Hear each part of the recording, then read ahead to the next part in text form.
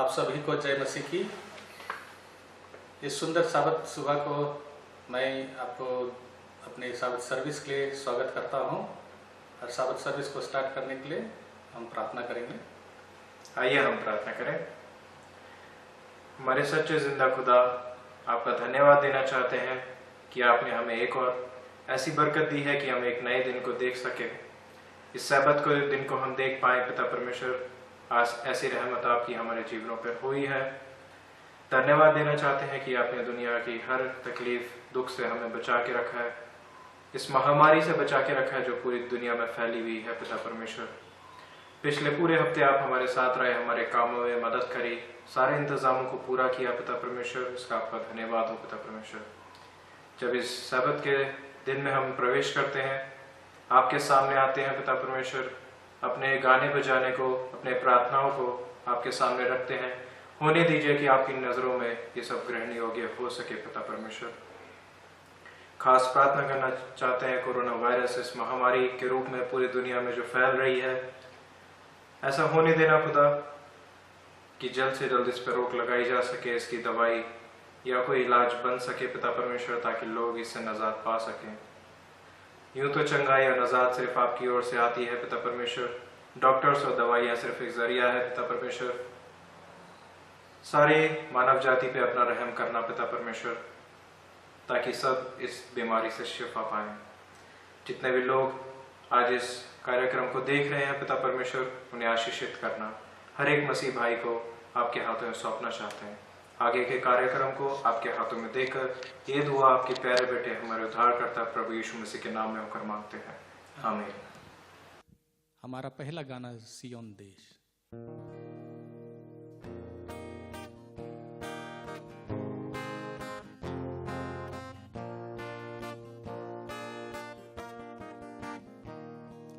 सियोन देश हमारा है देश, रहते हैं हम परदेश, जाएंगे हम अपने देश।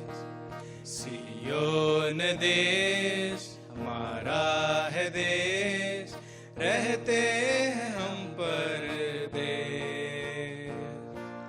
जाएंगे हम अपने देश। Hallelujah hallelujah hallelujah hallelujah hallelujah hallelujah hallelujah hallelujah. मन्ना लगाए यहाँ, जाना है हमको वहाँ। मन्ना लगाए यहाँ, जाना है हमको वहाँ। यहाँ के सुखों का अंत होगा, यहाँ के सुखों का अंत होगा, वहाँ के सुखों का अंत न होगा, वहाँ के सुखों का अंत न होगा। सियोन देश हमारा है देश, रहते हैं हम परदेश, जाएंगे हम अपने देश। सियोन देश हमारा है देश, रहते हैं हम परदेश, जाएंगे हम अपने देश, जाएंगे हम अपने देश। अगला गाना हम गाएंगे स्तुति आराधना।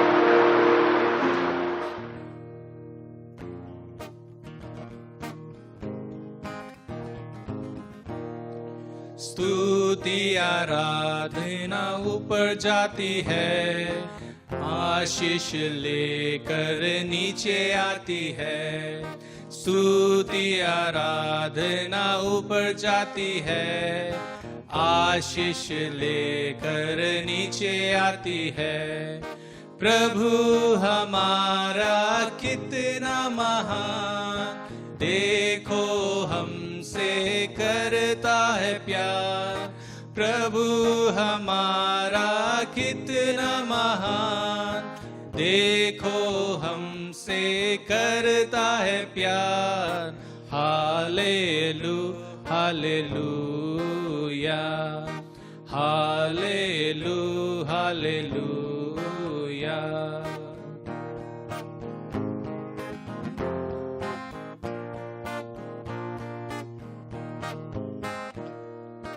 विनती और प्रार्थना ऊपर जाती है, उत्तर लेकर नीचे आती है। विनती और प्रार्थना ऊपर जाती है, उत्तर लेकर नीचे आती है। प्रभु हमारा कितना महान, देखो हमसे करता है प्यार। प्रभु हमारा कितना महान, देखो हमसे करता है प्यार। हालेलू हालेलूया, हालेलू हालेलूया।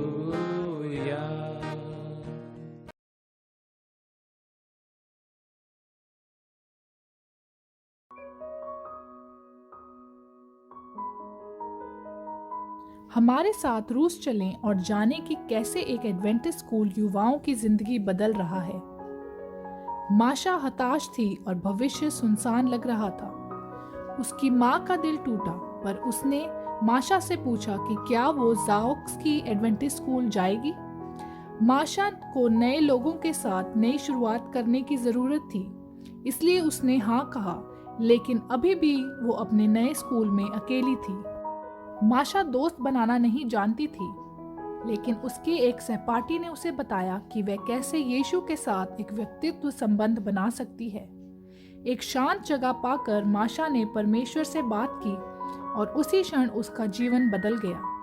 उसके पास अब एक उद्धारकर्ता और दोस्त है जिस पर वह भरोसा कर सकती है। ज़ाओक्स की एडवेंटिस्ट स्कूल 1993 से चल रहा है और कई छात्रों को इसके द्वारा एडवेंटिस्ट शिक्षा मिली है। 7वीं कक्षा में पढ़ने वाले आइवन हमें बताते हैं कि इस स्कूल के कई फायदे हैं। पहला, कि यहाँ का खाना बहुत अच्छा है। शिक्षक हमेशा खुश रहते हैं और वे अपने छात्रों के साथ अच्छा व्यवहार करते हैं। बच्चे यीशु के बारे में सीखते हैं। टीचर नेली बताती हैं कि वे प्राथमिक कक्षाओं में जब छोटे बच्चों को परमेश्वर के बारे में बताती हैं तो वो कितने खुश हो जाते हैं। उनकी आंखें चमक जाती हैं जब वे विश्वास करते हैं कि परमेश्वर उनकी सारी कठिनाइयां और सब चीजों में मदद करता है। ये स्कूल केवल 4 शिक्षक और कुछ छात्रों के साथ ज़ाओक्स की एडवेंटिस्ट विश्वविद्यालय की कक्षाओं में शुरू हुआ था। नतालिया बताती हैं कि उनके स्कूल में अब 200 छात्र हैं। वास्तव में उन्होंने कभी भी अपने स्कूल का कोई विज्ञापन नहीं किया, लेकिन लोग उनके स्कूल के बारे में खुद ही बातें करते हैं। वहां पर पढ़ने वाले बच्चे और उनके माँ बाप ने इस स्कूल की प्रतिष्ठा को और ज्यादा बढ़ा दिया है। अब ज़ाओक्स की एडवेंटिस्ट स्कूल के सामने एक नई चुनौती आ खड़ी है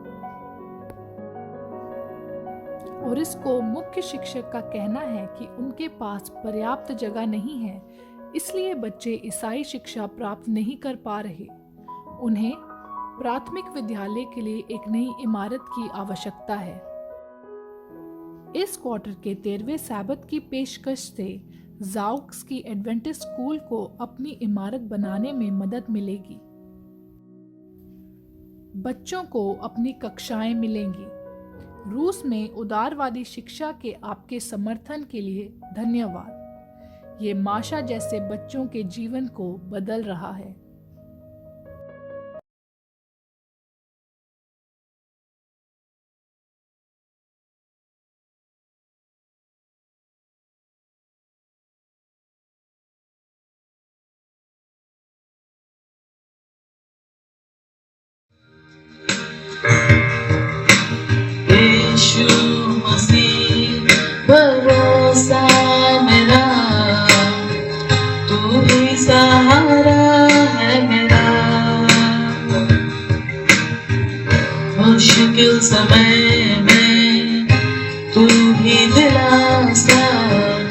साथ रहेगा तू सदा।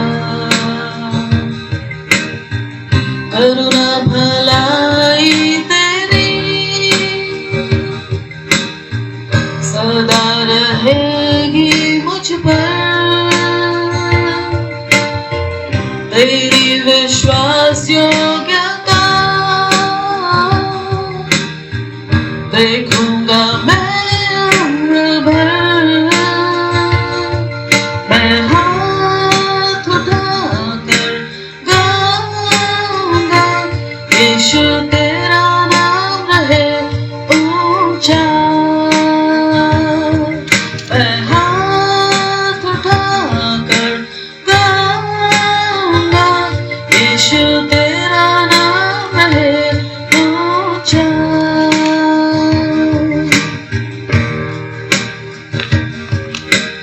मौत से है बचाया तूने, जीवन नया है दे दिया। नाम लेकर पुकारा मुझे, महिमा से मुझको भर दिया। करुणा भलाई तेरी सदा रहेगी मुझ पर। तेरी विश्वास योग्यता देखूंगा मैं उम्र भर।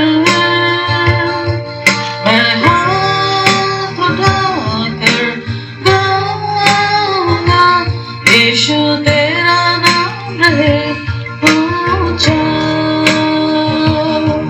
मैं हाथ उठाकर गाऊंगा यीशु तेरा नाम रहे ऊंचा। आदर और महिमा हो तेरी, तू ही हमारा खुदा। पूरी हो तेरी ही मर्जी, आए तेरा राज यहाँ। करुणा भलाई तेरी सदा रहेगी मुझ पर। तेरी विश्वास योग्यता देखूंगा मैं उम्र भर। मैं हाथ उठाकर गाऊंगा यीशु तेरा नाम रहे ऊंचा। मैं हाथ उठाकर गाऊंगा यीशु तेरा नाम रहे ऊंचा।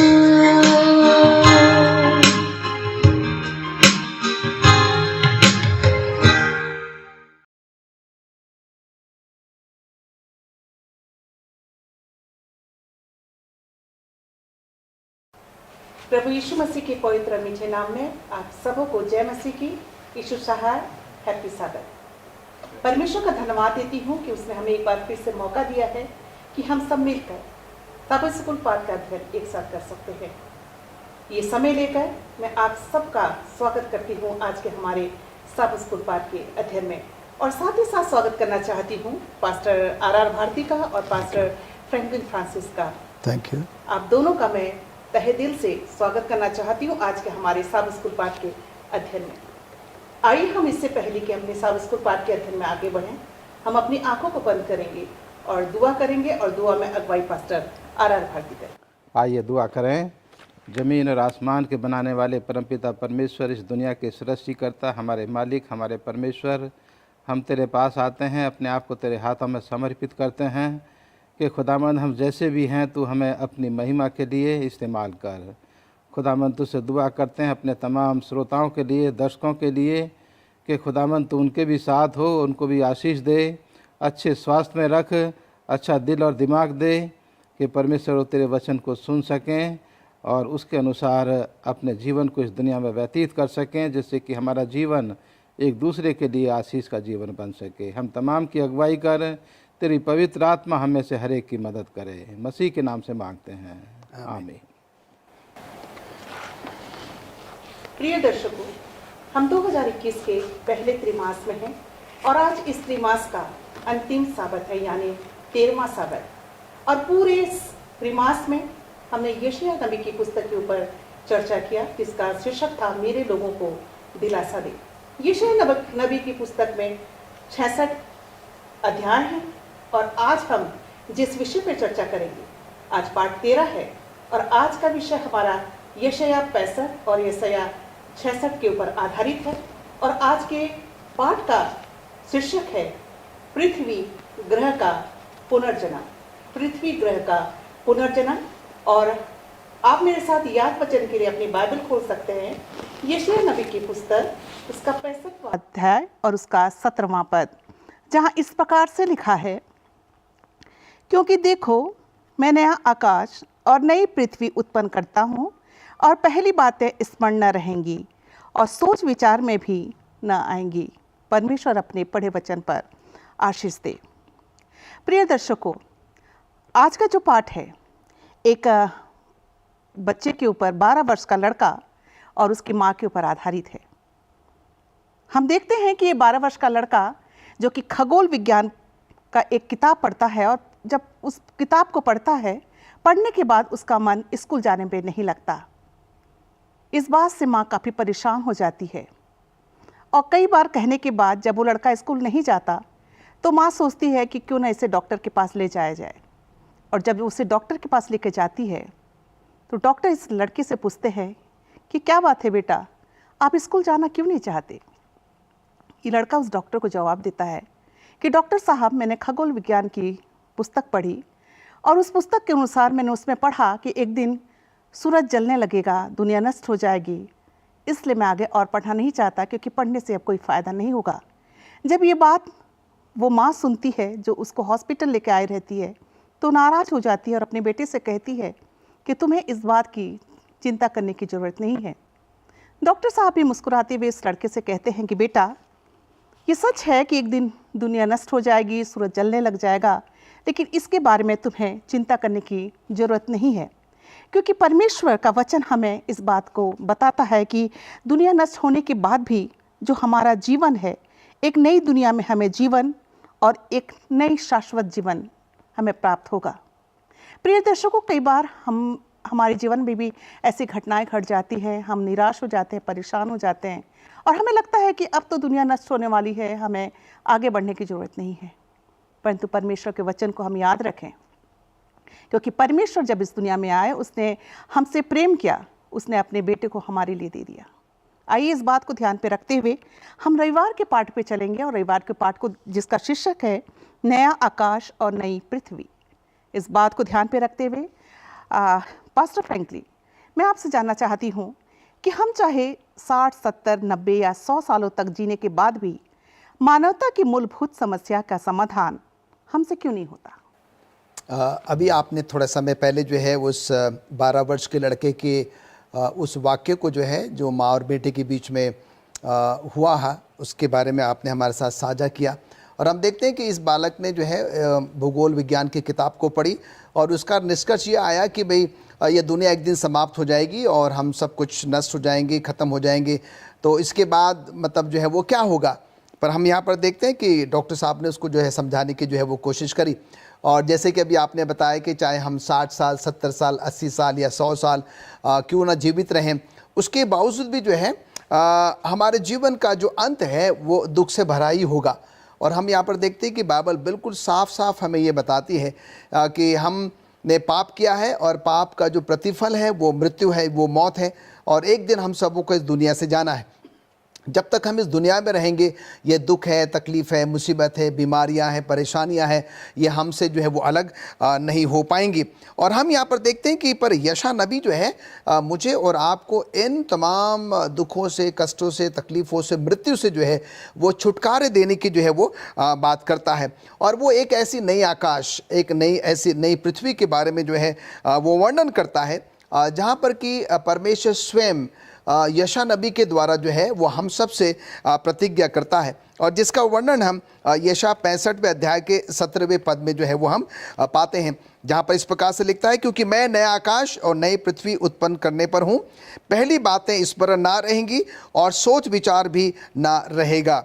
परमेश्वर कहता है कि मैं यरूशलेम की प्रजा को आनंदित करूंगा, वहाँ फिर रोने और चिल्लाने का शब्द सुनाई नहीं देगा, बाल बच्चे जो है माँ बाप से अलग नहीं होंगे। आगे वो कहता है कि मैं उनके पुकारने से पहले उन्हें उत्तर दूंगा और उनके मांगने से पहले उनकी मैं सुन लूँगा। तो हम यहाँ पर देखते हैं कि परमेश्वर जो है यशा नबी के माध्यम से हम सबों को ये बताना चाह रहा है कि वो हमें उस नए आकाश और नए पृथ्वी में जो है वो लेकर जाना चाहता है, जहाँ पर कि ये सारी बातें जो अभी हमने पढ़ी हैं वो बिल्कुल भी जो है वो नहीं रहेंगी। अब वहाँ का जो वातावरण मैडम कैसे होगा, हम यहाँ पर वो जो है वो देखते हैं। यहाँ लिखता है कि भेड़िया और मेमना एक साथ चारा खाया करेंगे, सिंह बैल के समान भूसा खाएगा, सांप का भोजन तो मिट्टी ही रहेगा। ये बड़ी अचरज की जो है वो बात है, क्योंकि जब वो पृथ्वी पर था तब भी वो मिट्टी खा रहा था, और वहाँ पर भी क्या करेगा, वो उसका भोजन मिट्टी ही रहेगा। वहाँ कोई किसी को दुख या हानि नहीं पहुँचाएगा। नए आकाश और नए पृथ्वी में हम सब कुछ जो है वो अच्छा अनुभव करेंगे। और हमने यहाँ पर देखा है कि नए आकाश और नए पृथ्वी से पहले का वातावरण कैसे होगा। नए आकाश और नए पृथ्वी में जब हम पहुँच जाएंगे, जिसका वर्णन परमेश्वर यशा नबी के माध्यम से हम तक पहुँचा रहा है, वहाँ का वातावरण जो है वो कैसे होगा। पर सबसे बड़ा सवाल ये है कि क्या मैं और आप जो है, या हम सब जो है उस नए आकाश और नए पृथ्वी में जो है पहुँच पाएंगे या नहीं पहुँच पाएंगे। अजीज़ों, अवश्य पहुँच पाएंगे। परमेश्वर ने हमसे प्रतिज्ञा किया है, परमेश्वर ने हमसे वादा किया है कि मैं तुम्हारे साथ हूँ, मैं तुम्हें नहीं त्यागूंगा, मैं तुम्हें जो है वो नहीं छोड़ूंगा। पर इसके साथ ही साथ परमेश्वर चाहता है कि जो हमारा फ़र्ज़ है, जो हमारा कर्तव्य है, वहाँ तक पहुँचने के लिए हम क्या करें, अपनी अपनी जिम्मेदारी को जो है वो पूरी करें। तो परमेश्वर हम सबों को आशीष दे जब हम अपने आप को जो है उस स्वर्गीय घर में, नए आकाश और नए पृथ्वी में जाने के लिए तैयार करते हैं। धन्यवाद देना चाहूँगी पास्टर फ्रैंकलिन आपके अच्छे विचारों के लिए। और आइए हम सोमवार के पाठ पे चलेंगे, जिसका शीर्षक है ईश्वरीय चुंबक। सोमवार के पाठ को ध्यान पे रखते हुए पास्टर भारती, आप अपने विचारों को हमारे दर्शकों तक पहुंचाइए कि इस सोमवार के पाठ में यशायाह लोगों को क्या संदेश दे रहा है। जो यशायाह का संदेश है, जो ये नबी है, उस संदेश को आज मैं अपने तमाम दर्शकों को बताना चाहता हूँ। और जैसा अभी पास्टर फ्रैंकलिन ने जिक्र किया, उस नए दुनिया, उस नए आकाश, उस नई पृथ्वी का, उसमें जाने से पहले, और जैसे मिसेस फ्रांसिस ने कहानी बताई कि इस दुनिया के खात्मे से पहले परमेश्वर अपने लोगों को, अपने लोगों के द्वारा इस दुनिया के तमाम लोगों को ये खुशखबरी का संदेश वो देना चाहता है। और यशायाह नबी के द्वारा ही नहीं, जो हम इस 66 अध्याय में पाते हैं, जो इस किताब का आखिरी अध्याय है, और इस अध्याय में भी और इस परमेश्वर के वचन की दूसरी किताबों में भी इस निमंत्रण को परमेश्वर ने अपने नबियों के द्वारा बार बार लोगों के सामने इस संदेश को रखा है। और ये खास संदेश है कि परमेश्वर अपने लोगों को ये निमंत्रण दे रहा है कि तुम जो है अपने आप को नम्र बनाओ, अपने आप को हलीम बनाओ और मेरे ऊपर विश्वास करो, मेरे वचन के ऊपर अपने जीवन को चलाने की कोशिश करो, मेरे पास आओ, मैं तुम्हारी मदद करूँगा। और उसको वो प्रतिज्ञा करता है कि जब तुम ऐसा करोगे तो तुम मेरे बेटे और बेटियां कहलाओगे, और उस नई दुनिया में, नए आकाश में, उस नई पृथ्वी में तुम जो है वो मेरे साथ रहोगे। तो उस नई दुनिया में जाने से पहले यशायाह नबी के द्वारा परमेश्वर जो है अपने तमाम लोगों को ये खुशी का पैगाम दे रहा है कि मेरे पास लौट आओ, मेरे नाम में विश्वास करो, यीशु मसीह के बलिदान को कबूल करो और उसके बेटे और बेटियां बन जाओ। लेकिन साथ ही साथ वो ये भी संदेश दे रहा है कि जो लोग इस वचन को ग्रहण नहीं करेंगे, जो लोग यीशु मसीह के बलिदान को ग्रहण नहीं करेंगे, जो उसके खिलाफ जो है वो बगावत करेंगे, विद्रोह करेंगे, जो उसके लोगों से नफरत करेंगे, जो उसके वचन को जो है अपने पैरों के तले रौंद करके आगे बढ़ेंगे, उनके लिए जो है उस नए आकाश और नई पृथ्वी में कोई जगह नहीं होगी। तो ये संदेश बहुत साफ तरीके से परमेश्वर अपने लोगों के द्वारा दुनिया के तमाम लोगों के सामने रख रहा है। नबी यशायाह जो है वो गिड़गिड़ा करके, रो रो करके जो है वो लोगों से विनती कर रहा है कि परमेश्वर के पास लौट आओ, नहीं तो वो भयानक दिन जो है वो आने वाला है, जिस दिन तुम जो है पहाड़ों से कहोगे कि हमें ढक लो। उस दिन के आने से पहले अपने आप को खुदावंद यीशु मसीह के हाथों में समर्पित कर दो और उसके राज के लिए अपने आप को तैयार करो। पास्टर भारती, धन्यवाद देना चाहूँगी आपके बहुत ही अच्छे विचारों के लिए। प्रिय दर्शकों, यदि हम स्वर्ग जाना चाहते हैं, क्योंकि स्वर्ग ऐसे सुंदर जगह, मेरा यीशु रहता वहाँ पाप नहीं, वहाँ श्राप नहीं। यदि हम स्वर्ग जाना चाहते हैं तो इस दुनिया पे रहते हुए हमें अपने आप को तैयार करने की ज़रूरत है। आइए हम मंगलवार के पाठ पे चलेंगे और मंगलवार के पाठ का शीर्षक है मिशनरी और उपासना के अगुवे। आइए इस पाठ को ध्यान पे रखते हुए पास्टर फ्रैंकलिन के पास चलते हैं। और पास्टर फ्रैंकलिन, हम सब चर्च के सदस्य हैं। एक चर्च का सदस्य होने के नाते प्रभु के सुसमाचार लोगों तक पहुंचाने में हमारा क्या योगदान है या क्या योगदान होना चाहिए? बड़ा ही अच्छा प्रश्न है।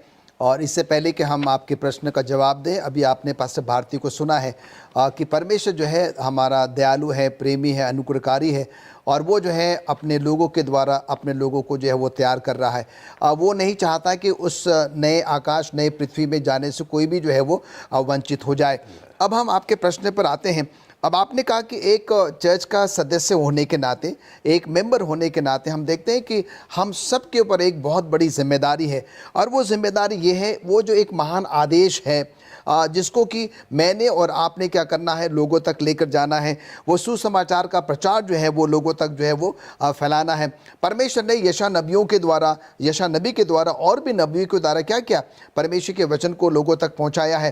पर अब ये जिम्मेदारी हमें दी गई है और हमें अब क्या करना है, इन जिम्मेदारियों को जो है, जिम्मेदारियों को उठाते हुए प्रभु परमेश्वर के वचन को जो है वो लोगों तक लेकर जो है वो जाना है।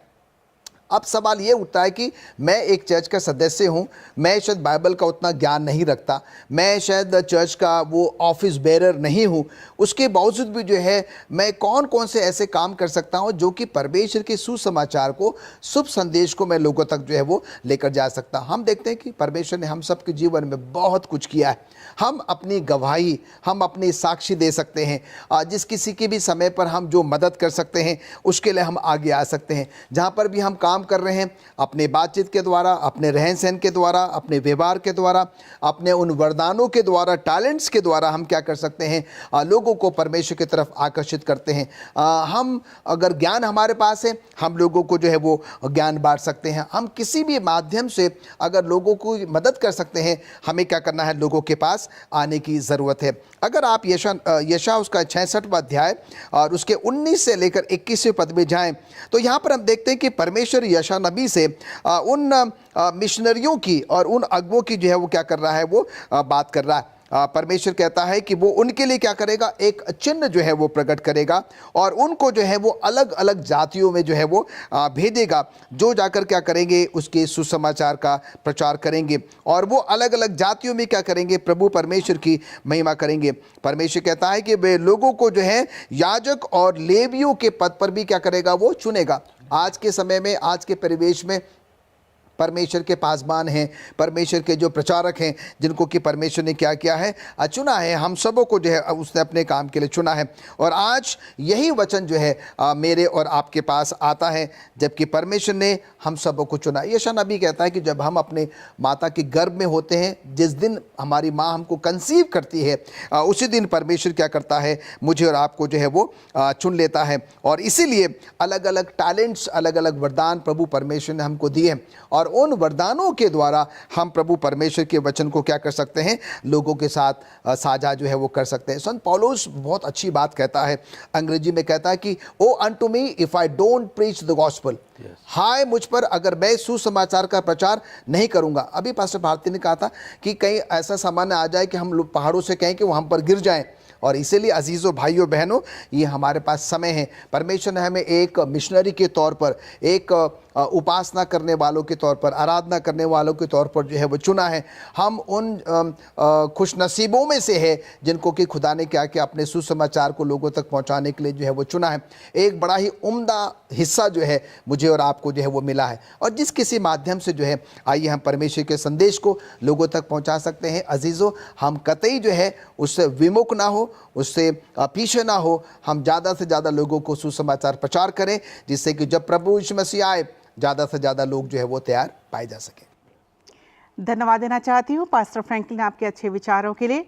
और प्रिय दर्शकों, ज़रूरत है कि आज हमें परमेश्वर के वचन को दुनिया के कोने कोने तक पहुँचाने की। एक आग हर दिल में प्रभु की जलाना है, भटके हुए जीवन को प्रभु से मिलाना है। आइए हम बुधवार के पाठ पे चलेंगे, और बुधवार के पाठ का शीर्षक है विश्वास का समुदाय। और आइए इस पाठ को ध्यान पे रखते हुए पास्टर भारती के पास चलते हैं। और पास्टर भारती, आप अपने विचारों को हमारे दर्शकों तक पहुंचाइए कि यशायाह नबी की पुस्तक, उसका 66वां अध्याय और उसके 21 वचन में यशायाह नबी की ये भविष्यवाणी कब पूरी हुई। मिसेस फ्रांसिस, जो आपने अभी सवाल किया है, जो यशायाह की किताब उसके आखिरी अध्याय की 66वें अध्याय की उसकी 21 आयत में जो लिखा है, और जिसका अभी थोड़ा सा जिक्र पास्टर फ्रैंकलिन ने भी किया कि परमेश्वर ने मुझे और आपको चुना है अपना संदेश देने के लिए। लेकिन आज ये स्थिति हमारे सामने है, लेकिन ये स्थिति हमेशा से ऐसी नहीं थी। हम अगर बाइबल के इतिहास को देखें तो उसके पढ़ने से हमें पता लगता है कि सबसे पहले परमेश्वर ने यहूदी जाति को, इस्राएली जाति को परमेश्वर ने चुना कि वो परमेश्वर के लोग हैं, और उनके द्वारा जो है परमेश्वर अपनी महिमा, अपना आदर और सम्मान जो है वो कराना चाहता है। लेकिन जैसे जैसे हम आगे बढ़ते हैं, ये भविष्यवाणियाँ जो है परमेश्वर के वचन में पाई जाती हैं कि ऐसा भी समय आएगा कि परमेश्वर अन्य जातियों में से अपने लोगों को चुनेगा। और यहाँ निर्गमन की किताब उसके 19 अध्याय की 6 आयत में भी लिखा है कि ये परमेश्वर ने जो है अपनी एक जाति को, जो याजकों का राज्य होगा और एक पवित्र जाति जो है वो ठहरेगी, उसने यहूदी जाति को अपने मकसद के लिए उसने चुन लिया। लेकिन हम समय के अंतराल के साथ ये पाते हैं कि इस इस्राएली लोगों ने, यहूदी जाति ने परमेश्वर को ठुकरा दिया, और परमेश्वर की वो भविष्यवाणी जो है अब यहाँ पर नए नियम में आकर के उसको हम देखते हैं, जो पौलुस रसूल उस गलतियों की किताब उसका 3 अध्याय उसकी 28 और 29 आयत में, कि पौलुस रसूल जो है यहाँ आप लोगों को कह रहा है कि अब कोई ना यहूदी है और ना कोई यूनानी है, हम परमेश्वर में सब बराबर हैं। इसमें पौलुस रसूल जो है बता रहा है कि अब हम परमेश्वर पर विश्वास करके हम अब्राहम के वंशज और उसकी प्रतिज्ञा के अनुसार उसके वारिस हम बन सकते हैं। और पहला पत्रस उसके 2 अध्याय की 9 आयत में भी यहाँ लिखा है कि परमेश्वर ने अब अन्य जातियों के लोगों को भी अपने अपने संदेश के लिए जो है उसने चुना है, और वो अब लोगों को कह रहा है कि तुम एक चुना हुआ वंश हो, तुम परमेश्वर के पवित्र लोग हो, तुम परमेश्वर की निज प्रजा हो, और तुम परमेश्वर के पदाधिकारी हो। परमेश्वर ने तुम्हें अंधकार से बुलाया है, और इसलिए बुलाया है कि तुम परमेश्वर के गुणों को लोगों के सामने प्रकट करो। तो यहाँ हम देखते हैं कि नए नियम में आते आते परमेश्वर ने दुनिया की तमाम जातियों के लिए, दुनिया के तमाम लोगों के लिए, दुनिया के तमाम वंशजों के लिए परमेश्वर ने अपने शुभ संदेश का रास्ता जो है वो सबके लिए खोल दिया। और आज मैं और आप परमेश्वर के संदेश वाहक हम लोग जो हैं वो हो सकते हैं। जब हम परमेश्वर का वचन लेकर के हम लोगों के पास जाते हैं तो भविष्यवक्ता की यशायाह की ये भविष्यवाणी पूरी होती है कि परमेश्वर ने अन्य जातियों के बीच से भी याजकों को और मंदिर में काम करने वाले लोगों को जो है उसने चुन लिया है। और आज हम देखते हैं कि हम लोग आज अन्य जातियों में से आकर के परमेश्वर के भवन में जो है वो काम कर रहे हैं, परमेश्वर के भवन में बैठ कर के आराधना कर रहे हैं। परमेश्वर ने तमाम लोगों को जो है निमंत्रण दिया है और उसमें आज परमेश्वर कहता है कि हम ना यहूदी हैं और ना यूनानी हैं, बल्कि परमेश्वर के वंशज आज हम कहलाते हैं, उसके बेटे और बेटियां हैं। भले ही हम चाहे कहीं से भी हों, चाहे किसी भी देश से हों, चाहे किसी भी वंश के हों, चाहे किसी भी जाति के हों, परमेश्वर पर विश्वास करके हम उसके बेटे और बेटियां बन जाते हैं। धन्यवाद देना चाहती हूँ पास्टर भारती आपके बहुत ही अच्छे विचारों के लिए। प्रिय दर्शकों, हम चाहे किसी भी जाति के क्यों न हो, हम चाहे किसी दुनिया के किसी कोने में क्यों न हो, प्रभु यीशु मसीह में हम सब एक हैं, हम सब भाई बहन हैं। आइए हम थर्सडे के पार्ट पे चलेंगे, बृहस्पतिवार के पार्ट पे चलेंगे और जिसका शीर्षक है प्रेम की प्रतिबद्धता। और इस पाठ को ध्यान पे रखते हुए पास्टर फ्रैंकलिन के पास चलेंगे। और पास्टर फ्रैंकलिन, आप अपने विचारों को आज हमारे दर्शकों तक पहुंचाइए कि हम नए आकाश और नई पृथ्वी में क्या उम्मीद कर सकते हैं। जैसे कि अब तक हमने जो है पास्टर भारती के द्वारा और मैंने भी जो है चंद बातें आप लोगों के साथ जो है वो साझा करी हैं और इन सारी बातों का जो निचोड़ है और वो हमने देखा है कि जो कुछ भी आज हम इस पृथ्वी पर अनुभव कर रहे हैं और जब हम नए आकाश और नए पृथ्वी की बात करते हैं तो वहाँ का जो माहौल है, वहाँ का जो वातावरण है बहुत ही अनुकूल होगा, बहुत ही जो है वो अच्छा होगा।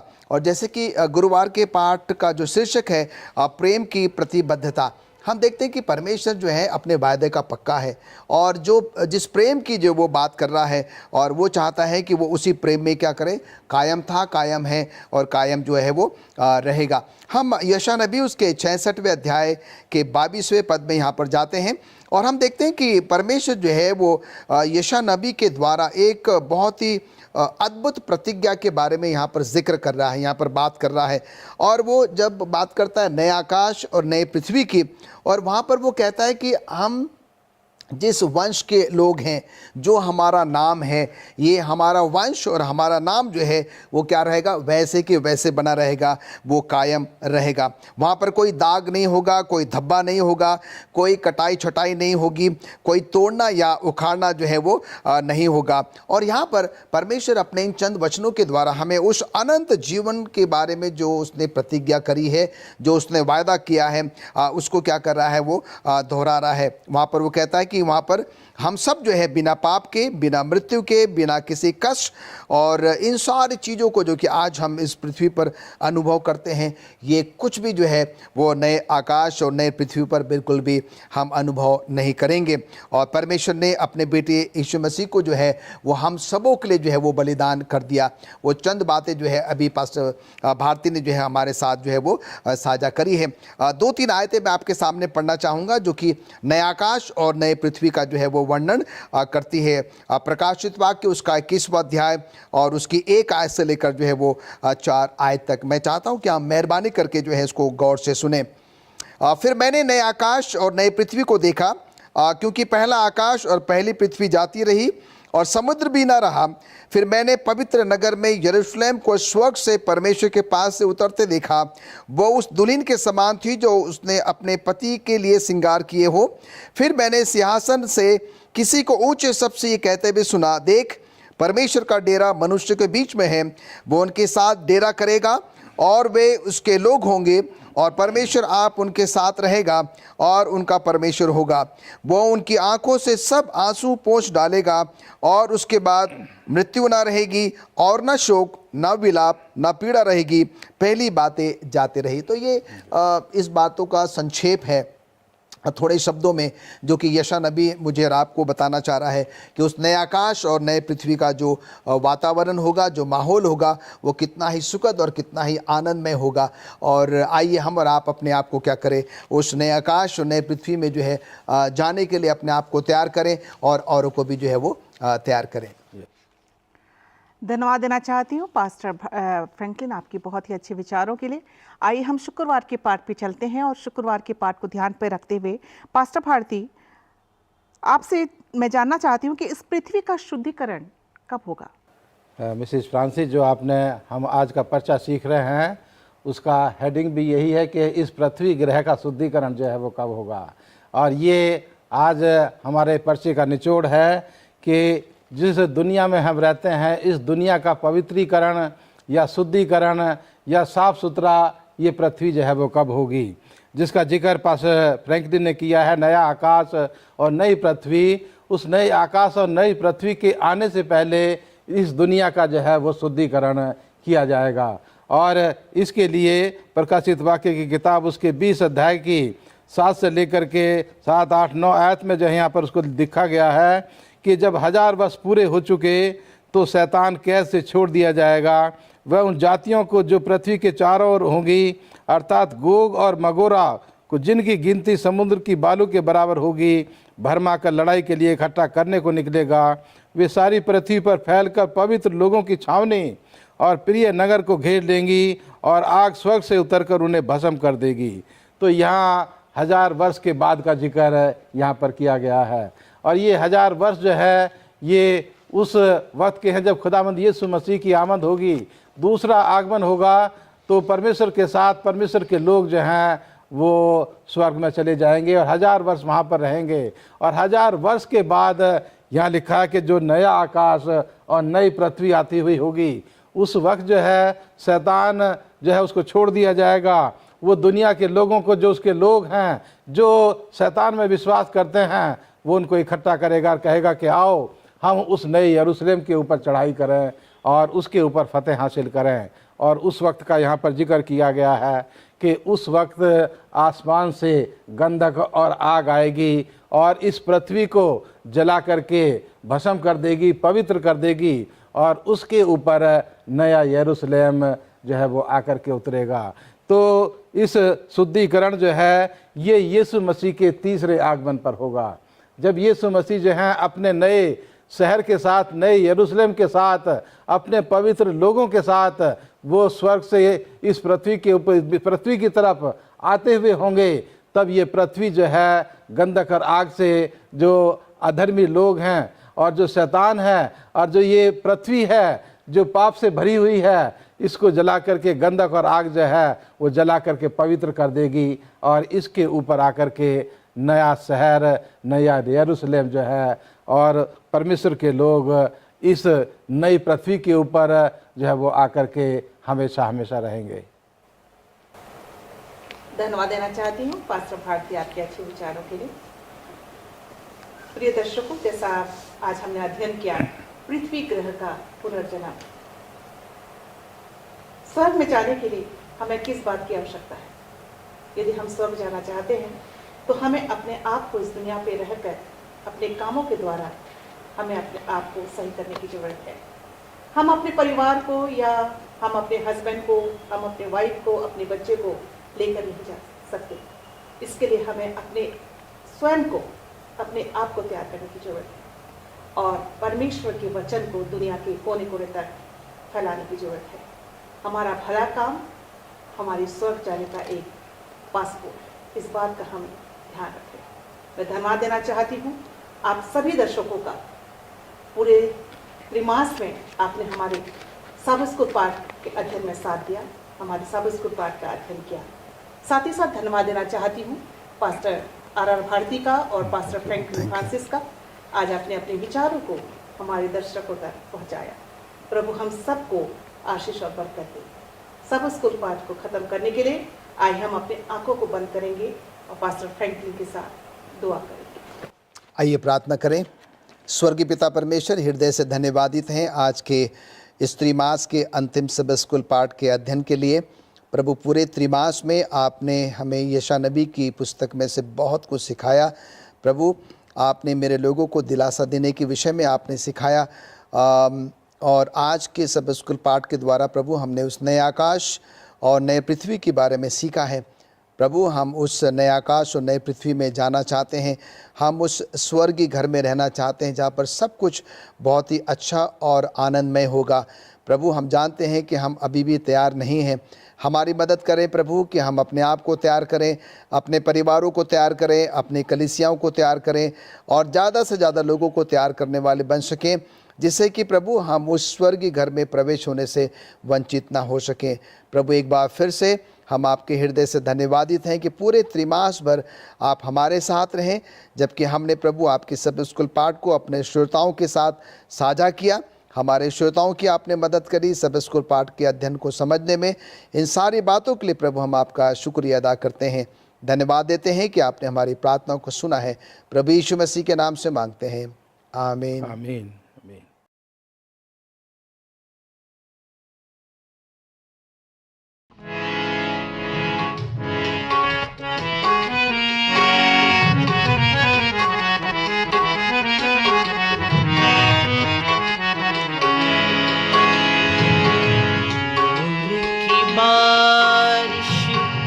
बरस रही है, नूर की बारिश बरस रही है।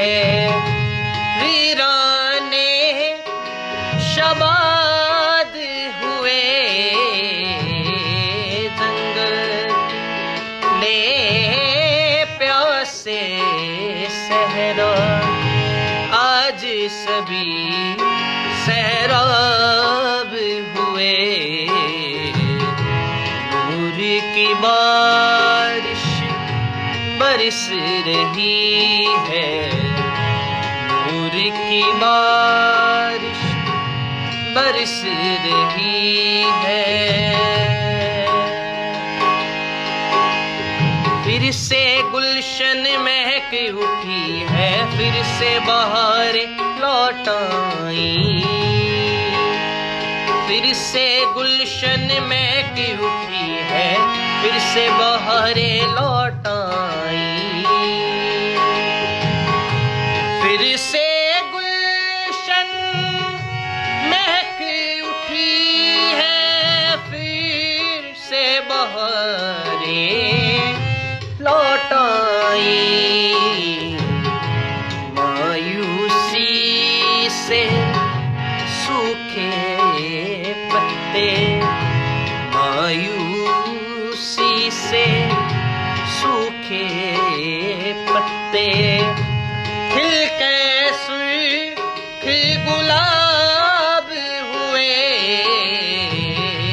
जंगली ले प्यासे सहरा, आज सभी सहराब हुए।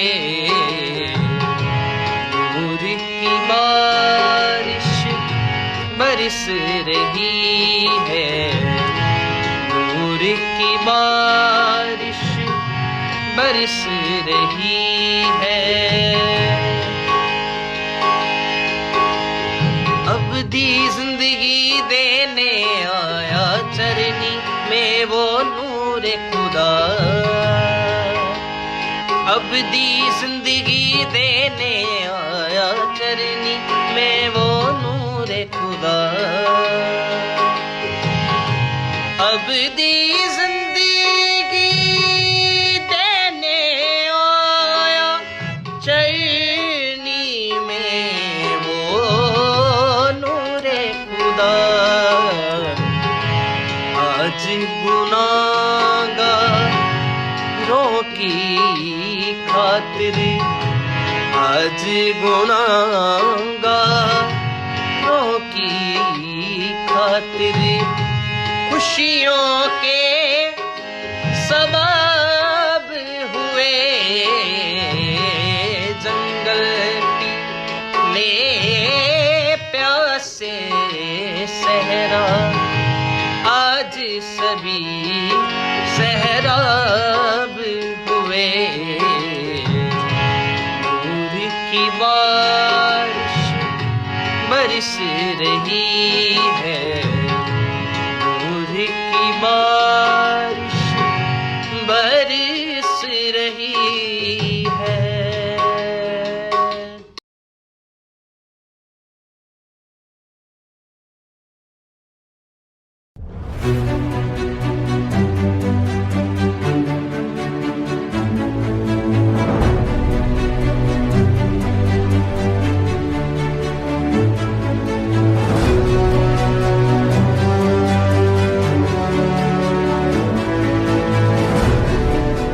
जैसे ही हम शुरुआती सदी में अपने आध्यात्मिक वंश का पता लगाते हैं, हम ईसाई चर्च को एक बदनाम धर्म पाते हैं। वह लोकप्रिय नहीं था। शुरुआती सदियों में कई मसीहों ने अपने जीवन के साथ अपने विश्वास के लिए अपनी कुर्बानी चुकाई। रोम में कलोसियम आज इस तथ्य का एक प्रमाण है। मूर्ति पूजक रोम के तहत ईसाई चर्च ने संघर्ष किया, लेकिन एक बात तो पक्की थी, उत्पीड़न की गहनता ने चर्च को नाम मात्र और गुनगुने मसीहों को मुक्त रखा। यदि आप एक ईसाई होते तो आप सभी को वहां होना था, कोई बीच का समझौता नहीं था। लेकिन चौथी सदी में एक घटना साथ लाएगी जो नाटकीय रूप से सब बदल देगी। कॉन्स्टेंटीन का परिवर्तन ने पूरे मसीह जगत के लिए इतिहास का पाठ्यक्रम बदल दिया और उसकी जड़ें यहाँ न्यूयॉर्क, इंग्लैंड से जुड़ी हैं।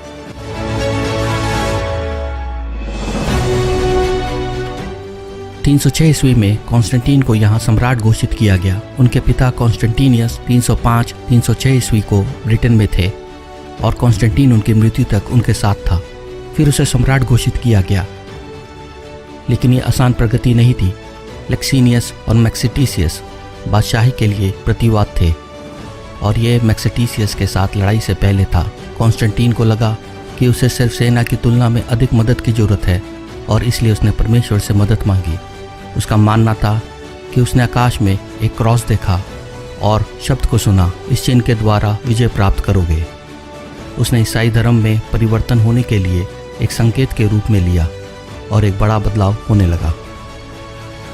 रोम अब मूर्ति पूजक से पोप की तरफ बढ़ा और मूर्ति पूजक से ईसाई धर्म तक। कई इतिहासकारों ने कॉन्स्टेंटीन के परिवर्तन की प्रामाणिकता पर बहस की। क्या ये गहरी जुड़ी बाइबल का दृढ़ विश्वास था या एक विभाजक साम्राज्य को साथ रखने की राजनीतिक चाल थी? हालांकि उसके परिवर्तन के बाद एक बात निश्चित थी, चर्च में उन प्रथाओं का अभ्यास होने लगा जिसकी कोई जरूरत नहीं थी।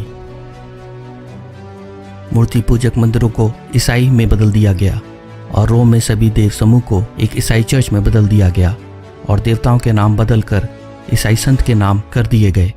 उदाहरण के लिए बृहस्पति सेंट पीटर बना दिया गया और ये सूची यहीं खत्म नहीं होती। कुछ इस परिवर्तन से खुश थे और उत्पीड़न की कमी और उनके नए परिस्थिति को स्वागत किया।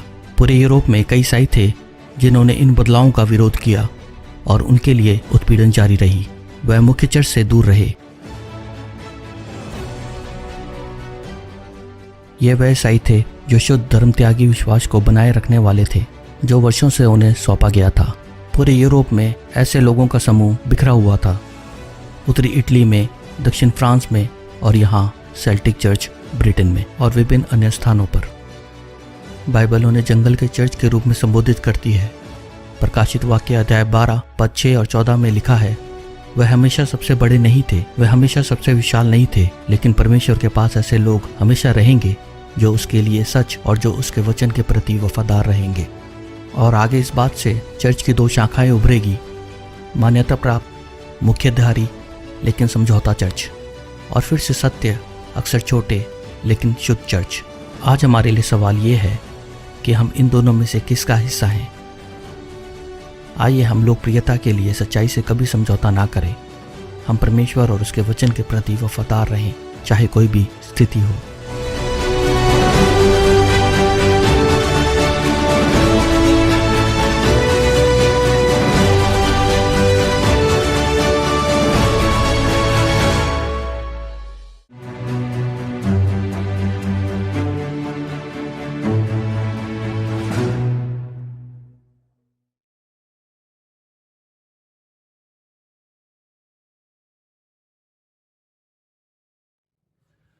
Praise the Lord, happy Sabbath. मैं परमेश्वर का धन्यवाद करता हूँ आज इस अवसर के लिए कि मैं आपके सामने परमेश्वर का वचन बांटता हूँ, और मैं नॉर्थ इंडिया यूनियन का भी आभारी हूँ जिन्होंने मुझे यह मौका प्रदान किया कि परमेश्वर का वचन आपके साथ बांट सकूँ। आज का वचन जो मैं आपके साथ जो शेयर करने वाला हूँ, एक्चुअली रात तक मैंने जो परमेश्वर का वचन जो मैंने तैयार किया था वो था कि हम परमेश्वर के सामने कैसे आते हैं और हम पैसे परमेश्वर को लूटते हैं, दशमाश के बारे में। लेकिन जब मैं आज सुबह उठा, अपने उस वचन को आपके साथ बांटने के लिए, तो मेरे दिमाग में एक दूसरा वचन आया जो परमेश्वर की तरफ से मुझे मिला, और मैंने अपना सरमन चेंज किया। और अब जो नया वचन जो मैं आपके साथ लेके आया हूँ, हम उस पर बात करेंगे जो परमेश्वर हमसे बात करता है। आइए उससे पहले कि हम वचन पे मनन करें, एक छोटी सी दुआ करेंगे। परमपिता परमेश्वर जी, हम धन्यवाद करते हैं आज के इस दिन के लिए जो आपने हमारी ज़िंदगी में दिया। आज का ये दिन परमेश्वर, इबादत में जब हम आपके सामने आते हैं परमेश्वर, तो हमारी इबादत को कबूल करना। मैं नहीं बल्कि परमेश्वर आपके मुख से जो वचन आए हैं वो लोगों के दिलों तक पहुँचें और उनकी ज़िंदगियों में बदलाव का कारण हो सकें। आपका रूह कार्य करे प्रभु जी। अपना मसा हम सब पे देना परमेश्वर। एक एक जन को परमेश्वर आप छुएं और चंगा करें और अपनी सच्चाई से परिपूर्ण करें। प्रभु यीशु मसीह के नाम से मांगते हैं, आमीन। एक कहानी है, उस कहानी को मैं आपके साथ शेयर करूंगा जो कि परमेश्वर के हमारे साथ जुड़े हुए प्रेम की कहानी है। वो कहानी उस वक्त की है जब यीशु मसीह कुर्बान होने से ठीक पहले, वो कहानी जो पकड़ाए जाने से पहले, ठीक समय पहले की बात है। आइए हम बाइबल खोलेंगे, उसमें से मत्ती की इंजील उसका 26 अध्याय उसकी 42, मत्ती की किताब बुक ऑफ मैथ्यू 26 चैप्टर उसका 42 आयत में हम देखेंगे।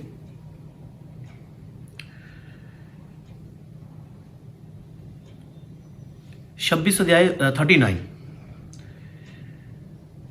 फिर वह उनसे थोड़ा आगे बढ़ा और मुंह के बल गिरकर यह प्रार्थना करने लगा, हे मेरे पिता, यदि संभव हो तो यह प्याला मुझसे टल जाए, फिर भी मेरी नहीं पर तेरी इच्छा पूरी हो। इस वचन में हम देखते हैं कि प्रभु यीशु मसीह बिल्कुल जो कि अपने पकड़वाए जाने के ठीक पहले जो दुआ कर रहे हैं कि यदि हो सके ये प्याला मुझसे टल जाए। तो वो कौन सा प्याला है जिससे वो टलने की बात करते हैं। और एक बार नहीं, अगर हम 42 में देखें, 26 की 42 में उसके आगे चल के उस पर फिर से लिखा हुआ है, दूसरी बार जाकर यीशु ने वही प्रार्थना की और कहा, हे मेरे पिता, यदि यह मेरे पिए बिना नहीं टल सकता तो तेरी इच्छा पूरी हो। और हम तीसरी बार देखते हैं कि 44 आयत में कि वह उनको छोड़कर चला गया और फिर वही बात कहकर तीसरी बार प्रार्थना करने लगा।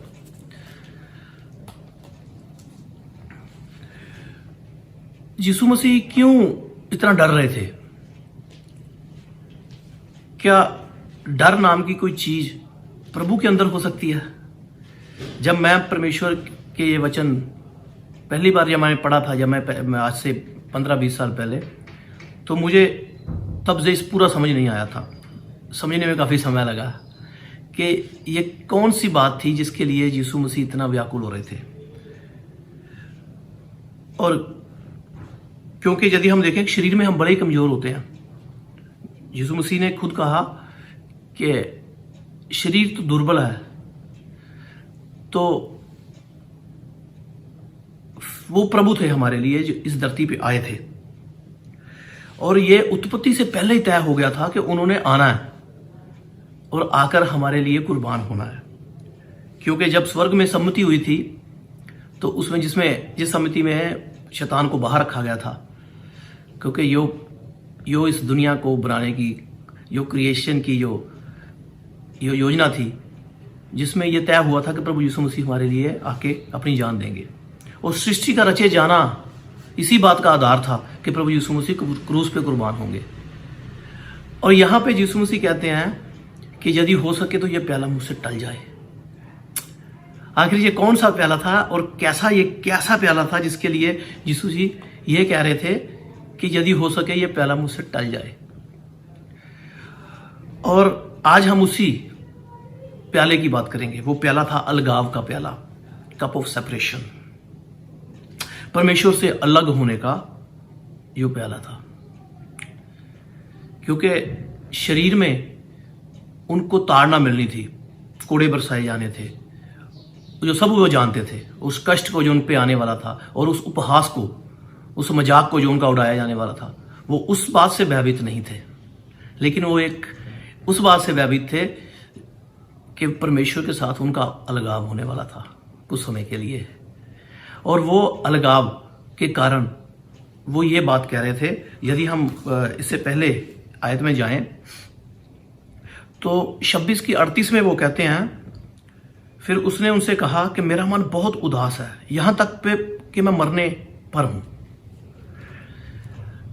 कि इस बात के लिए कि वो बहुत व्याकुल थे, इस बात के लिए वो बहुत त्रासदी में थे कि उनका मन उदास था। वो कह रहे हैं कि मैं बहुत उदास हूं, यहां तक कि मैं मरने वाला हूं, मरने पर हूं। तो वो उदासी किस बात की उदासी थी, किस वजह से वो उदासी उनको इतना अंदर से भयभीत कर रही थी, और वो कौन सा प्याला था जिससे वो कह रहे थे कि वो टल जाए? जी हाँ, वो बिल्कुल वही प्याला था, वो अलगाव का प्याला, द कप ऑफ सेपरेशन। क्योंकि हम जानते हैं कि यीशु मसीह परमेश्वर के साथ हैं, और अगर उत्पत्ति की शुरू से हम देखते हैं कि प्रभु यीशु मसीह परमेश्वर के साथ था, और परमेश्वर वचन था, वचन परमेश्वर के साथ था, और जो कभी अलग नहीं हुए थे। जो त्रिएकता जो हमारे प्रभु यीशु मसीह पवित्र आत्मा और खुदावंद यहोवा की है, उससे वो कभी अलग नहीं हुए। तो इस बार उनको ये करना था, अलग होना था मौत के लिए, और कब्र में पड़े रहकर दोबारा जिंदा होने तक। आप जानते होंगे कि जब कब्र से उठने के बाद यीशु मसीह को पहली बार मरियम ने दर्शन दिया, यीशु मसीह ने मरियम को दर्शन दिया पहली बार, तब वो उनको स्पर्श करने वाली थी। तो यीशु जी ने कहा कि रुक जाओ, अभी मैं अपने पिता के पास जाके नहीं आया हूं। तब मरियम उनको स्पर्श नहीं कर पाई थी, और यीशु मसीह ने यह बताया कि वो अभी उन्होंने अपने पिता को नहीं देखा है।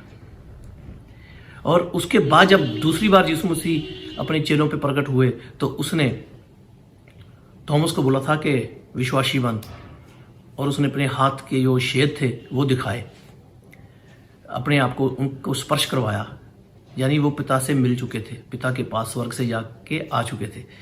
लेकिन जब वो पकड़ाए जाने थे, हम पीछे वापस आते हैं कि उस अलगाव, जो अलग होना था प्रभु को, जिस वजह से वो व्याकुल थे, जब उनको लेके गया, अगर हम उत्पत्ति की किताब देखते हैं तो वहां भी परमेश्वर है, वहां पे परमेश्वर था, और परमेश्वर ने कहा और हो गया, यानी कि वचन यीशु मसीह, और परमेश्वर का आत्मा जल की सतह के ऊपर मंडराता था।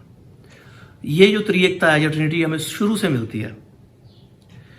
और वो जो अलगाव का दर्द था जो महसूस कर रहे थे, उसके बारे में यशायाह नबी ने बहुत अच्छे से बयान किया हुआ है। यदि हम 53 चैप्टर यशायाह किताब ईसाया की 53 चैप्टर देखें तो उसमें एक आयत आती है, यहाँ पे 53 वर्स 4, उसमें लिखा हुआ है कि वो परमेश्वर का मारा कूटा हुआ और दुर्दशा में पड़ा हुआ समझा, यानी कि जिसको छोड़ दिया जाता है वो ऐसे उसको समझा गया कि हमारे ही पापों के कारण उसकी ताड़ना हुई, हम उसके कोड़े खाने से हम चंगे हुए। वो पूरी वो चैप्टर यीशु मसीह की उस कुर्बानी के बारे में बतलाता है, जो कि यीशु मसीह के जन्म लेने से 700 साल पहले यशायाह नबी ने दर्शन में देखा था। तो उस वक्त के लिए परमेश्वर के द्वारा छोड़ा गया, दुर्दशा में पड़ा हुआ समझा गया और मरा कूटा हुआ समझा गया। और ये वही अलगाव था जो परमेश्वर को दूर होकर यीशु मसीह को के लिए इतना व्याकुल होने के कारण हो रहा था। वो इसलिए इतना डरे हुए थे, इसलिए इतना उनके अंदर वो दुख हो रहा था कि मैं परमेश्वर से दूर होने पर हूँ। इसलिए वो कह रहे थे कि यदि हो सके तो परमेश्वर ये प्याला मुझसे टल जाए, फिर भी मेरी नहीं बल्कि तेरी इच्छा पूरी हो। और यदि हम फिर से देखते हैं कि वो कह रहे हैं कि मेरा मन व्याकुल है, पकड़ाए जाने से लेके जिसके कुर्बान होने तक ये अलगाव की कहानी है, जो कि उसको छोड़े जाने की कहानी है, परमेश्वर से अलग होने की कहानी है। और क्रूस की जो गाथा है, जो क्रूस की जो कहानी है, वो हमारे लिए इसलिए इतनी महत्वपूर्ण है क्योंकि वहां पे प्रभु यीशु मसीह का बहुमूल्य लहू बहाया जाता है, जिसकी वजह से हम बचाए जाते हैं।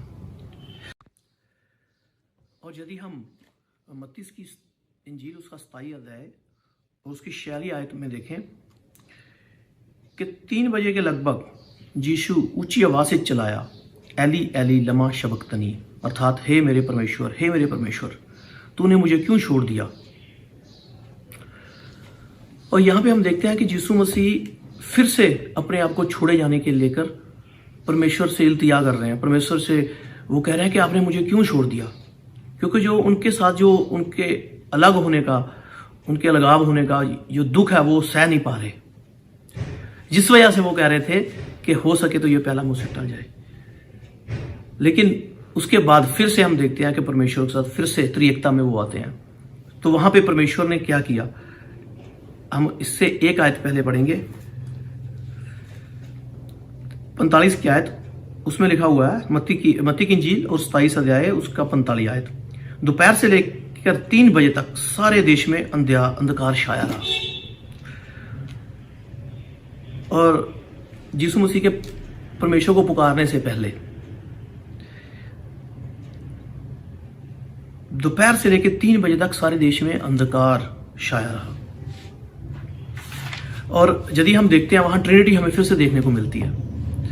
अगर हम देखें उत्पत्ति की इंजील, उत्पत्ति की किताब, उसमें 1 अध्याय और 1 आयत में यहाँ पे लिखा हुआ है, आपकी बहुत ही जानी पहचानी वर्ष है वो। आइए मेरे साथ, अगर आपके पास बाइबल है तो आप मेरे साथ खोल सकते हैं। उसमें लिखा हुआ है 1 से लेकर 2 आयत तक, आदि में परमेश्वर ने आकाश और पृथ्वी की सृष्टि की। पृथ्वी बेडौल और वीरान थी और अथाह जल की सतह पर अंधियारा था, और परमेश्वर का आत्मा जल की सतह पर मंडराता था। कि अथाह जल की सतह पर अंधियारा था। जब परमेश्वर ने सृष्टि को तैयार किया, सृष्टि की रचना की, तो अंधियारा था।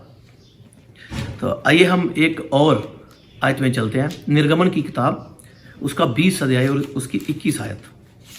निर्गमन की पुस्तक, उसका 20 अध्याय और उसकी 21 आयत। जब परमेश्वर ने मूसा को दर्शन दिया था, उससे पहले की बात है, और वे लोग दूर ही खड़े थे, जबकि मूसा उस घोर अंधकार के निकट गया, यहां परमेश्वर था। इसलिए आज हमें एक और बात जानने को मिलती है कि उस अंधियारे में, उस घोर अंधकार में परमेश्वर था। सृष्टि बनाते वक्त जब अथाह जल की सतह पर अंधियारा था तो वहां परमेश्वर था। और यहाँ पे जब यीशु मसीह प्राण त्यागने वाले थे, दोपहर से लेकर 3 बजे तक पूरे देश में अंधियारा फैला रहा, तो वहां पे परमेश्वर था। और इसलिए आप कभी इस चीज़ से मत डरें, जो रात का अंधेरा है हमें कभी सताए ना, कि हमारे साथ परमेश्वर नहीं होता है।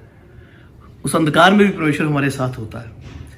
और पवित्र आत्मा, और अगर हम मत्ती की इंजील में दोबारा आगे चलें तो उसकी 27 की 54 में इस तरह से लिखा हुआ है, तब सूबेदार और जो लोग उसके साथ खड़े यीशु का पहरा दे रहे थे, तब उन्होंने भूकंप तथा घटनाओं को देखा तो अत्यंत भयभीत होकर कहा, सचमुच यह परमेश्वर का पुत्र था। और सूबेदार और जो उसके लोग थे, उन्होंने ये कबूल किया, उन्होंने ये अंगीकार किया कि सचमुच ये परमेश्वर का पुत्र था। और हम अंगीकार कैसे कर सकते हैं? अंगीकार कैसे हो सकता है? अगर हम फर्स्ट ग्रंथियों की किताब उसका 12 की 3 देखें तो उसमें लिखा हुआ है कि पवित्र आत्मा के बगैर कोई भी ये नहीं कह सकता कि प्रभु यीशु मसीह प्रभु है। तो वहां पे पवित्र आत्मा कार्य कर रहा था। पिता अंधकार में थे, यीशु जी क्रूस पे कुर्बान थे, और जो वहां पे लोग थे वो ये कबूल कर रहे थे, उनके अंदर पवित्र आत्मा कार्य कर रहा था कि ये परमेश्वर का पुत्र है। तो वहां फिर से वो ट्रिनिटी में आ गए थे। परमेश्वर ने उनको थोड़े समय के लिए छोड़ा था, जो कि छोड़ा जाना यीशु के लिए बेशक बहुत ही व्याकुल होने वाली बात थी, बहुत ही दुख सहने वाली बात थी। शारीरिक दुख से बढ़कर जो उनका जो उनको बिछड़ने का, परमेश्वर से अलग होने का दुख था, वो कहीं बड़ा था, जिसको हम आसानी से नहीं समझ पाते हैं। लेकिन ये मामूली नहीं है, ये हमारे लिए मामूली बात हो सकती है, लेकिन ये मामूली होनी नहीं चाहिए, क्योंकि वो उदास और व्याकुल करने वाला था यीशु जी के लिए। तो उसके बाद फिर से वो अपने साथ एक हो जाते हैं। और क्योंकि प्रभु ने पहले भी कहा था, लिखा हुआ है यूना की किताब उसके 17 अध्याय उसकी 5 में, कि परमेश्वर अपनी महिमा मेरी उस महिमा से कर जो जगत की उत्पत्ति से पहले जो मेरी आपके साथ थी। तो जगत की उत्पत्ति से पहले जो प्रभु यीशु मसीह परमेश्वर के साथ सहभागिता में थे, और उस सहभागिता से टूटने का जो भय था, जो अलगाव का प्याला था, जिसको उन्होंने कहा था हो सके ये कटोरा मुझसे टल जाए, तो वो चीज कितनी ज्यादा व्याकुल करने वाली है। हम लोग कई बार इसको आसानी से लेके चले जाते हैं, बहुत आसानी से ये बात समझते हैं कि हाँ जी वो हमारे लिए आए, आके कुर्बान हो गए, लेकिन ये इतनी हल्की बात नहीं थी। वो जो जगत की सृष्टि करता था, वो खुद अपने आप से जुदा हो रहा था, क्योंकि वो जो परमेश्वर खुद है, जो उनकी त्रिएकता है, उनको हम अलग अलग बांट नहीं सकते हैं, तो उनको अपने आप से अलग होना पड़ा हमारी खातिर। ये क्रूस पे कुर्बान होने का इतना बड़ा महत्व है कि उनको अपने आप से अलग होना पड़ा। यदि हम फिलिपियों की किताब देखें तो उसमें लिखा हुआ है कि उसने मनुष्य का रूप धारण कर लिया और शून्य हो गया, और यहां तक दास का स्वरूप धारण कर लिया कि मृत्यु वर्ण क्रूस की मृत्यु भी सह ली। क्रूस बहुत ही ज्यादा दुखदाई मौत थी। यदि हम देखते हैं गलातियों की किताब, तो वहां पे उसमें लिखा हुआ है 3:13 में कि शापित है जो काठ पे लटकाया जाता है, और वो हमारे लिए शापित हो गए। आइए मेरे साथ आप गलातियों की किताब उसका 3 अध्याय उसकी 13 आयत आप मेरे साथ निकालिएगा। गलातियों की पुस्तक उसका 3 अध्याय उसकी 13 आयत। मसीह ने व्यवस्था के शाप से हमें मूल्य चुकाकर छुड़ाया और समय हमारे लिए शापित बना, क्योंकि लिखा है कि जो कोई काठ पर लटकाया जाता है वह शापित है। वो शापित मौत उन्होंने अपने ऊपर ले ली, और इससे पहले है उन्हें हमें मूल्य देकर छुड़ा लिया। और यदि हम रोमियो की पुस्तक उसका 6 अध्याय उसकी 23 आयत में हम देखते हैं कि पाप की मजदूरी तो मौत है, लेकिन उसके आगे की बात है। लेकिन आइए मेरे साथ आप निकालेंगे रोमियो की पुस्तक उसका 6 अध्याय उसकी 23 आयत।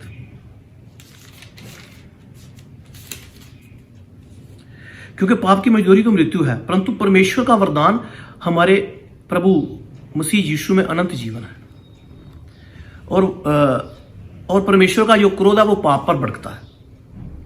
यदि हम ग्रंथियों की किताब देखें उसका 2 अध्याय 2 ग्रंथियों उसकी 5 अध्याय और 21 आयत, कि परमेश्वर प्रभु यीशु मसीह हमारे लिए पाप बना ताकि हम परमेश्वर की धार्मिकता बन जाएं।